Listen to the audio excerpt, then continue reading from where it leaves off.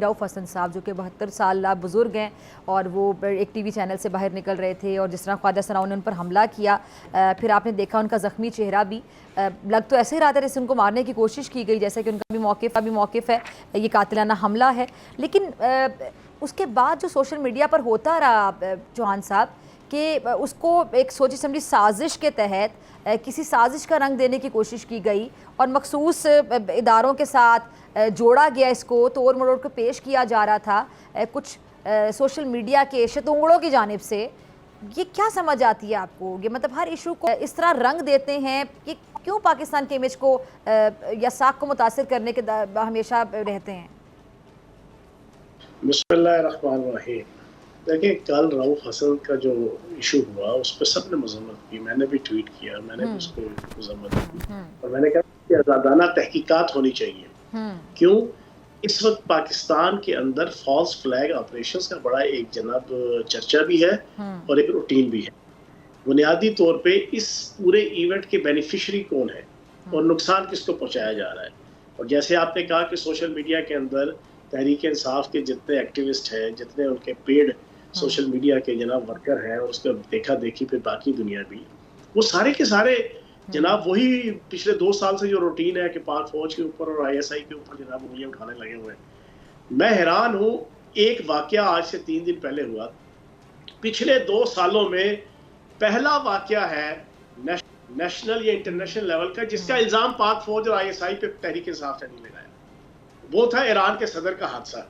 میں تو انتظار میں تھا کہ یہ کمپین شروع ہوگی کہ یہ بھی معاذ اللہ نعوذ باللہ پاک فوج اور آئی ایس آئی نے جناب ان کا جناب ہیلی کاپٹر کو جناب وہ گرایا، لیکن اس پہ اللہ کا شکر ہے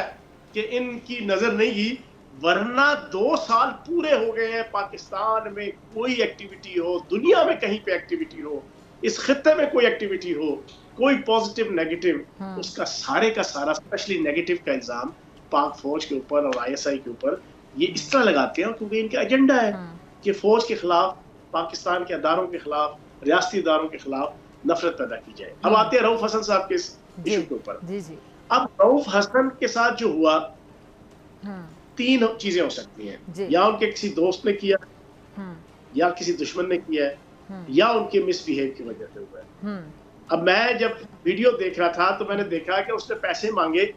انہوں نے آگے سے اس کو جناب ایک اپنے جیسچر کے ذریعے سے تھریٹ دیا۔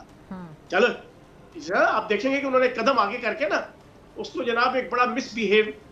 ایک انداز سے کیا، اور میں ان کو جانتا ہوں اچھے طریقے سے، ان کے سٹائل کو بھی اور ان کے باقی چیزوں کو بھی، ان کے کریکٹر کو بھی۔ تو انہوں نے اس سے تھوڑا سا زبانی کلامی مس بیہیو کیا، آگے سے وہ کوئی مسٹنڈا سا تھا کوئی جناب خواجہ سرا، اور ساتھ اس کی ٹیم بھی ادھر ساری مانگنے لگی ہوئی تھی۔ ایک تو آپشن یہ بھی ہو سکتا ہے، ایک آپشن ہو سکتا ہے کہ یہ فالس فلیگ آپریشن ہو۔ فالس فلیگ آپریشن کس سینس میں؟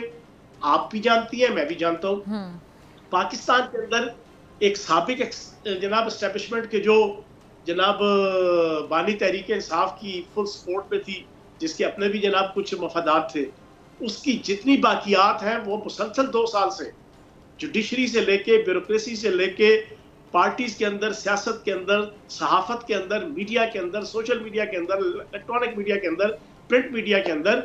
وہ والی سلسلہ فیضیہ سے فیضیاب ہونے والی جو جتنی اسٹیبلشمنٹ کے سابقہ لوگ تھے، وہ پراپر طریقے سے جنرل لیول سے لے کے کیپٹن لیول تک جناب وہ اپنی ایکٹیویٹیز میں مصروف ہے پچھلے 2 سال سے، اور فل فلیج سپورٹ دے رہے ہیں۔ اور میں سمجھتا ہوں کہ ایک فلیگ آپریشن بھی ہو سکتا ہے کہ ان کی طرف سے یہ سارا ڈرامٹائز کیا ہو تاکہ اس کا فائدہ تحریک انصاف کو ہو، نقصان جو ہے وہ پاک فوج کی موجودہ جو اس وقت لیڈرشپ ہے یا آئی ایس آئی کی جو موجودہ لیڈرشپ ہے ان کے اوپر جناب دشنام ترازی ہو، الزام ترازی ہو۔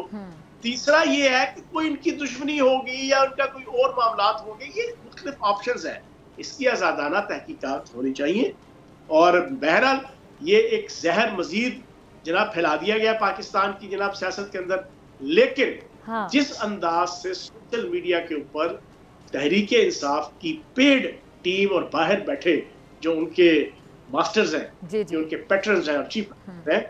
وہ جس انداز سے پاکستان کی ریاستی اداروں کے خلاف لگے ہوئے، میں سمجھتا ہوں قابل مذمت ہے، اور اس پہ کیا کہہ سکتے ہیں۔ سبسکرائب کریں اور بیل دبائیں تاکہ کوئی خبر رہ نہ جائے۔